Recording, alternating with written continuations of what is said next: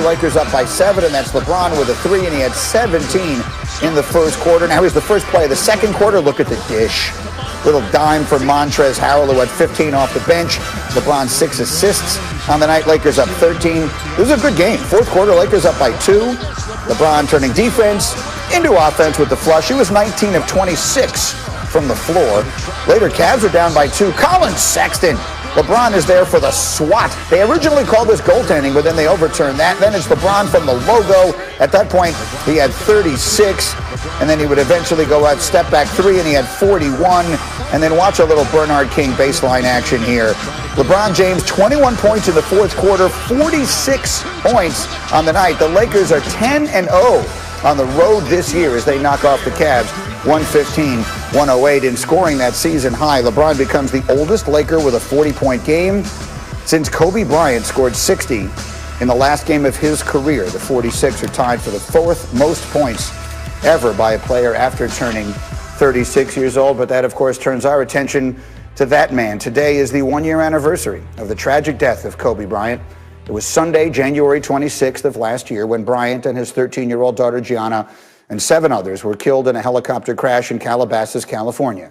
The days and weeks that followed were marked with emotional outpourings of grief and appreciation from around the world as people celebrated the life and the legacy of one of the greatest players of all time and one of the great legends as well. And we thought that to begin our conversation about that today, we would bring in our own Michael Wilbon. And Michael, thank you for getting up with us here today. And it is hard to believe that it has been 1 year in so many different ways. As you woke up this morning, what were the first thoughts you had relative to Kobe? Well, Greeny, I started thinking about it, last night as I started reading some pieces about this 1 year anniversary. I guess we have to use that word. And, in this country, we weren't really locked into what was about to happen, COVID, until early March.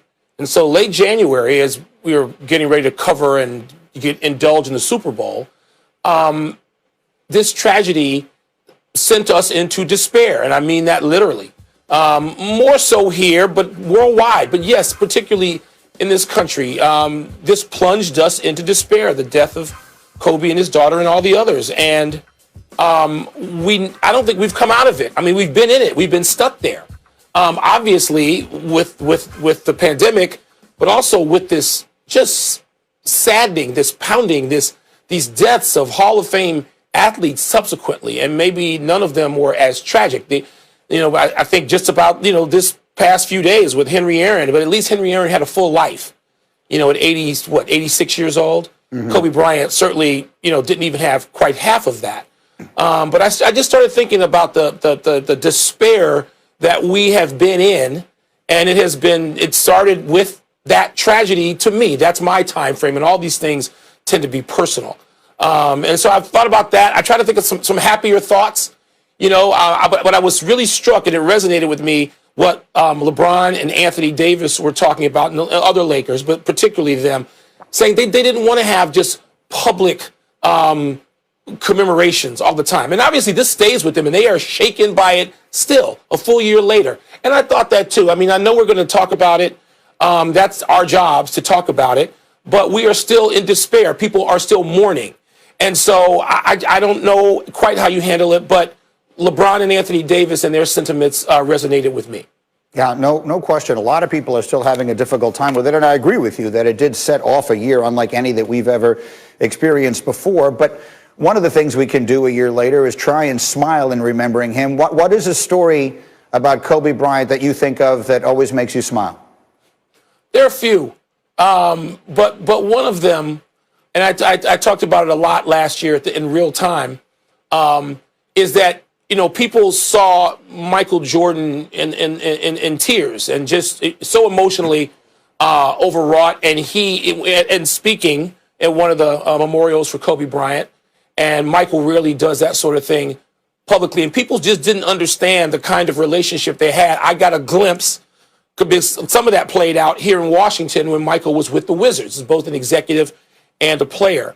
And when I went to a Lakers game, Kobe, knowing that I had a relationship for a long time with Michael, if he had a big game, 40, 45 points, a triple-double, who knows, when the media is lined up outside the locker room, Kobe would often just drift over if he saw me, and I'd get an elbow in the ribs, and he'd lean over where nobody else could hear and just say, how would the old man have done tonight? How would your boy have done tonight? Would the old man have been able to beat them tonight? Would he have been able to beat whoever fill in the blank?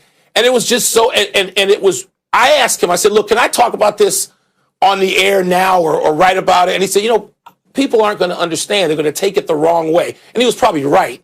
I knew how he meant it. I knew of the relationship. But it was so funny. This would happen periodically, over the years. How would the old man have done?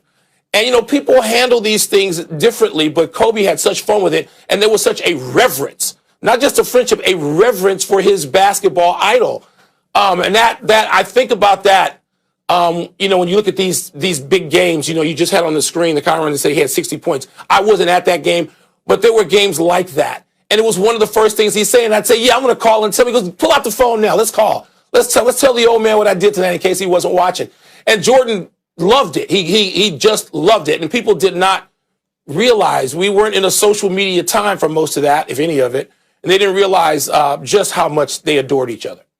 The level of both competitiveness and respect between the two, I think, was legendary and remains that way. Michael, we appreciate your being with us today to share these memories. It is, of course, a day of solemn remembrance. It's also a day that we can try and celebrate his memory, and we want to do some of that. In the meantime, we figured while we had you, let's try and get into some of the other news of this sports day. And so we will do that here this morning. And let's talk about this guy. His name is Aaron Rodgers. He lost his fourth consecutive conference championship on Sunday and then speculated about his future somewhat openly after the game. And so for those who haven't heard it, I want you to hear Adam Schefter yesterday here on Get Up talking about Rodgers' options now. He's under contract to the Green Bay Packers for 3 more seasons. So they control him for 3 more seasons. Unless Aaron Rodgers says, I'm not going to play there anymore, and I want to be traded. It would take a huge set of cojones to do that. But if that's what he wants to do, that's what he's entitled to do. He didn't pick Green Bay. Green Bay picked him. And now he's at the point in his career, with the way the NFL is set up, that he can pick where he wants to go. And it may be Green Bay. I'm just saying it may be Green Bay. That was yesterday. Here is today, and we have assembled this group for you here, Michael Wilbon, including, I know how much you love the big swagoo, and so Marcus is here. So the question, Michael, you've seen a lot of crazy things happen in football. I'm not sure what would be crazier than Aaron Rodgers leaving Green Bay during this offseason, but it doesn't feel impossible. What do you think about the situation now with Rodgers and the Packers? I think it's probable, not impossible.